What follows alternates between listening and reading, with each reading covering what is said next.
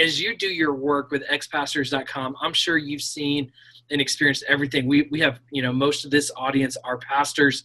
I have no doubt that probably even maybe up to 50% of those listening are probably on that verge of burnout. What would you share with them? How would you encourage them in their role and as a pastor? Yeah, great thought. So I was in Houston this past week, serving pastors that were going through Hurricane Harvey, and pastors are on the front line, and everybody comes to the church for help. They sleep at the church, they get meals from the church. It's just draining and exhausting. I went through it in Joplin, Missouri when the tornado hit there, and so I knew it was going to be exhausting and draining. So I went to go help out with pastors, and a friend of mine from a great ministry called Pastor Serve was speaking to pastors, and he talked about the tactic of the enemy, and I've said this for years, is isolation.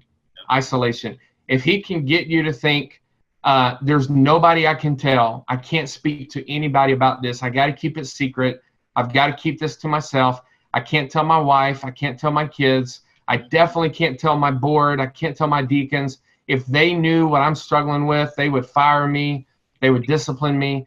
So they get isolated and they get trapped, and the enemy loves that, and the enemy uses that, and people either fail, have some kind of moral failure, or they burn out and they fry. And so couple thoughts. One, speak to somebody at Full Strength Network, and you can just look up Full Strength, like fullstrength.org. But at Full Strength Network, we have a nationwide network of caregivers, and we don't sell anything. We're not trying to get you to buy anything. We actually want to provide counseling and coaching for you. And so if you raise your hand and say, look, I've got to talk to somebody, I need help, we'll say, great, let's match you up with a licensed counselor. And if finances are an issue, we'll pay for it. Just go get help. Go get help.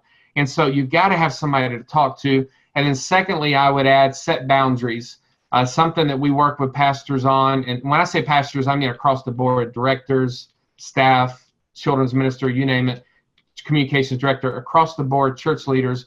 One thing we work with them on is a day of rest each week. You could call it a Sabbath, but at least a day. When I was on a church staff, I worked Sunday through Thursday. I took Friday and Saturday off, and it was a nice rhythm. But at least one day a week of rest, and then take your vacations.